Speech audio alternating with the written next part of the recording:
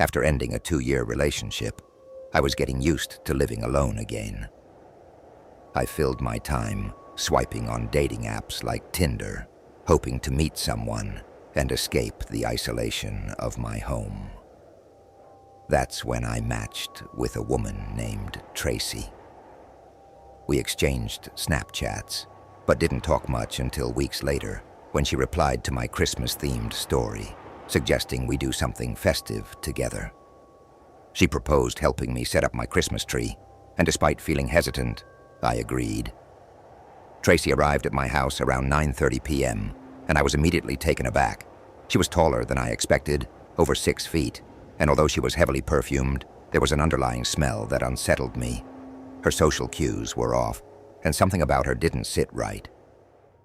Despite this, we tried to make the evening festive, assembling my tree while sipping wine. As the night went on, I felt increasingly lightheaded, far more than a few glasses of wine would normally make me feel. While I retrieved Christmas ornaments from the crawl space, Tracy disappeared. I searched the house, confused and frustrated, but she was gone. Assuming she had left, I sank into my couch, only to wake up later in complete darkness. When I turned on my phone, its glow revealed Tracy's silhouette, standing silently in front of me. Paralyzed with fear and groggy from whatever she had slipped into my drink, I could barely move or speak. When I called her name, she suddenly sprinted down the stairs and slammed the front door on her way out. After regaining my strength, I discovered that she had stolen all my medication, vitamins, Adderall, and even a bottle of oxycodone from a past surgery. I contacted the police, but with limited information about her identity, nothing could be done. Looking back, I realized Tracy wasn't just an odd Tinder match. She was likely older than she claimed, possibly homeless, and seeking drugs.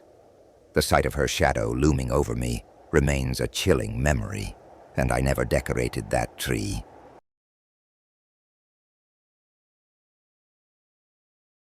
In December 1997, when I was 7, Christmas Eve was just another night for my Jewish family.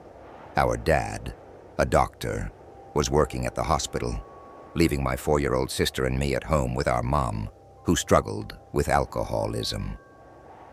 That evening, as we watched TV, a knock at the door startled us.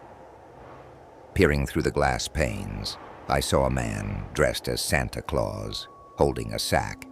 He waved at me and claimed he had presents for us, urging me to open the door. Suspicious, I told him Santa wasn't real and explained that Jewish kids didn't receive Christmas presents. His demeanor changed instantly. Gone was the cheerful facade, replaced by irritation as he demanded I let him in. Terrified, I told my sister to call 911, but the operator dismissed our concerns, thinking it was a prank. Moments later, the man returned, pounding on the door and threatening us. Desperate, I lit several menorah candles, held them near the smoke detector, and triggered the fire alarm. This reckless act miraculously worked. The fire department arrived within minutes. But instead of leaving, the man approached the firefighters, claiming to be our father.